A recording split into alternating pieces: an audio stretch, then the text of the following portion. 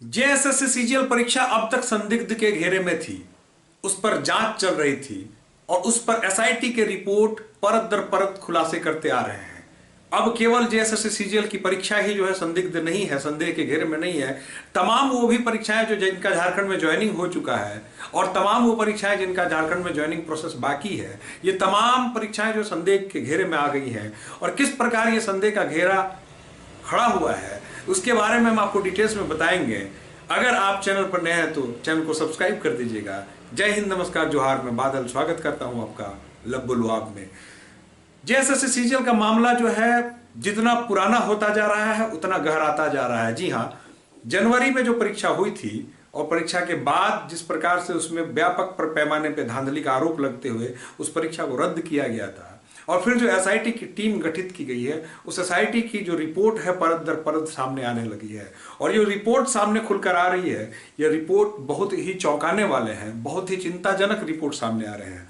जी हाँ, झारखंड का एक एक बच्चा जो है अचंभित है इस रिपोर्ट को देखकर।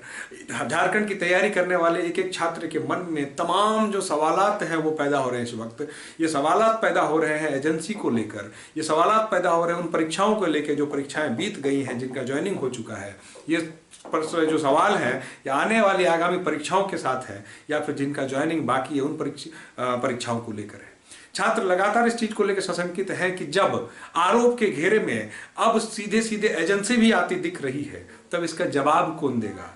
आज जो खुलासा हुआ यह खुलासा अपने आप में बहुत बड़ा खुलासा है, जिसमें यह पता चला है कि जेएसएससी सीजीएल की परीक्षा को लेने वाली जो एजेंसी थी सतवत इन्फोसोल, उस सतवत इन्फोसोल को ब्लैकलिस्टेड किया गया था। जी हाँ, सतवत इन्फोसोल ब्लैकलिस्टेड कंपनी थी और जिसकी जानकारी थी जेएसएससी को, उसके बावजूद जेएसएससी ने उसका चयन किया था, ऐसा आरोप है आज के समाचार पत्र में जो अंक छपा है उसमें, जिसमें कहा गया है कि जो सतवत एजेंसी जो दागी थी वो ओएनजीसी की परीक्षा लेने के क्रम में उसमें जो गड़बड़ियां की थी उस पर जो है उस ओएनजीसी के द्वारा ब्लैकलिस्टेड कर दिया गया था और उत्तर प्रदेश पुलिस की परीक्षा में जो व्यापक धांधली हुई थी उसके जिम्मेदार जैसे सतवत इन्फोसोल थी। ये सब बातें होने के बाद भी, जी हाँ, ये सब बात जानने के बाद, जैसा कि सतवत के द्वारा बताया जा रहा है कि ये सारी बातें जेएसएससी को बता दी गई थी, उसके बाद भी जेएसएससी ने सतवत का ही चयन किया था। आखिर ऐसी कौन सी मजबूरी थी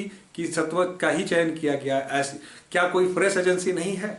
और ये इन तमाम चीजों के बाद जो सितंबर में परीक्षा हुई है इसको लेके जो एक पीआईएल दर्ज है छात्रों के समूह के द्वारा, जो पीआईएल दर्ज कराया गया था एग्जाम के जस्ट पहले, जिसमें ये सवाल पूछा गया था कि जो एजेंसी वर्तमान में परीक्षा ले रही है क्या इसका सतवत से डायरेक्ट या इनडायरेक्ट कोई संबंध है या नहीं है। जो पीआईएल अभी भी हाईकोर्ट में लंबित है और अभी जिस पर सुनवाई चल रही है उसके साथ उसे अटैच कर दिया गया है। तो कहीं ना कहीं जो है जेएसएससी अब लगातार संदेहों के घेरे में आ चुकी है।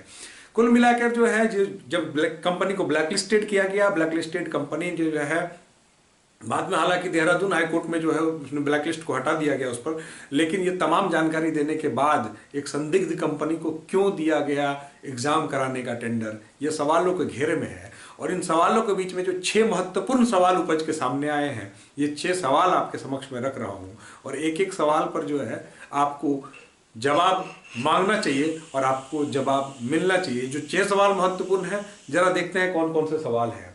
सवाल नंबर 1 जो आपके सामने है उसमें है कि एसआईटी ने कहा है कि एजेंसी और आयोग के बीच करार में भी गड़बड़ी हुई, लेकिन इसके लिए जिम्मेदार कौन है, इसका जवाब नहीं।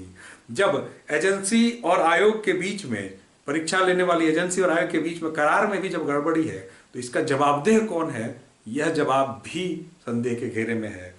दूसरा, परीक्षा एजेंसी पर पहले भी गड़बड़ियों के आरोप लग चुके हैं, इसके बाद भी एजेंसी के चयन के लिए जिम्मेदार कौन। जब एक कंपनी आरोपित है उस कंपनी को दोबारा से परीक्षा करवाने का टेंडर देने का क्या अर्थ निकलता है, यह भी समझ से परे है। सवाल नंबर 3 की कई कोचिंग संचालकों के पास से पेपर मिले थे, उनकी गिरफ्तारी क्यों नहीं हुई।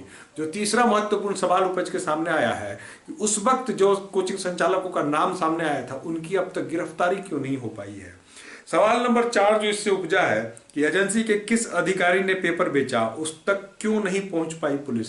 एजेंसी के किस अधिकारी ने पेपर को लीक किया, उस तक अभी तक पुलिस के हाथ क्यों नहीं पहुंचे हैं। सवाल नंबर 5 जो है, शुरुआत में जांच की रफ्तार काफी तेज थी, फिर इसमें सुस्ती क्यों आ गई। जी हाँ, जांच की रफ्तार जब तेज थी तो आखिर उसमें सुस्ती क्या आ गई, इसके पीछे क्या कोई दबाव था या कोई और वजह थी।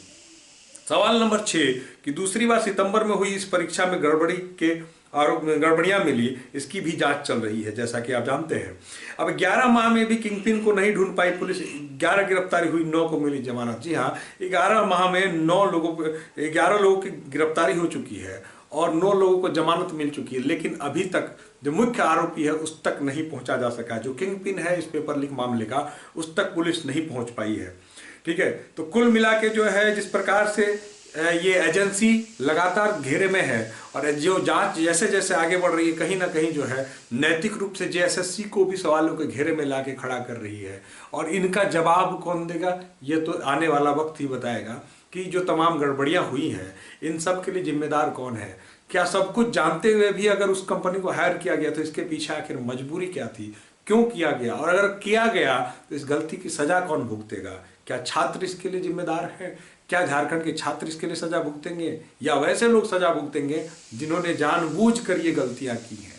खैर, फिलहाल ये तो देखने वाली बात होगी, ये आने वाला वक्त ही बताएगा कि जो तमाम चीजें हुई, इन तमाम चीजों का जो है निष्कर्ष क्या निकल के सामने आता है।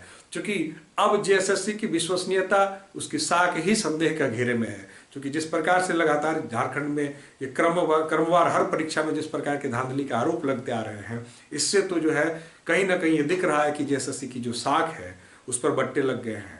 फिलहाल जब तक ये जेएसएससी पर ये जो दाग लगे हैं, ये दाग तब तक नहीं धुलेंगे जब तक संबंधित दोषियों पे कार्रवाई नहीं होती, जब तक बड़े मछलियों पर हाथ नहीं पहुंचती है, जब तक ये साबित नहीं हो जाता कि कौन कौन लोग इनके पीछे थे। और जब इतना बड़ा प्रिवेंशन एक्ट कानून है जिसमें करोड़ों रुपया हर्जाना के साथ जेल 10 साल की जेल की सजा है, इसके तहत जब तक लोगों को सजा याफ्ता नहीं किया जाता है, तब तक डर का माहौल पैदा नहीं होगा और तब तक आने वाली किसी भी परीक्षा को संदेह की नज़र से ही देखा जाएगा झारखंड में। फिलहाल ये तो देखने वाला बात है, ये आने वाले कल में पता चल पाएगा कि क्या निष्कर्ष निकल के सामने आता है। फिलहाल वेट एंड वॉच की स्थिति है। अगर आप चैनल पर नए हैं तो चैनल को सब्सक्राइब कर दीजिएगा। वीडियो अगर आपको अच्छी लगे तो मित्रों के बीच में शेयर भी जरूर कीजिएगा। जय हिंद, धन्यवाद।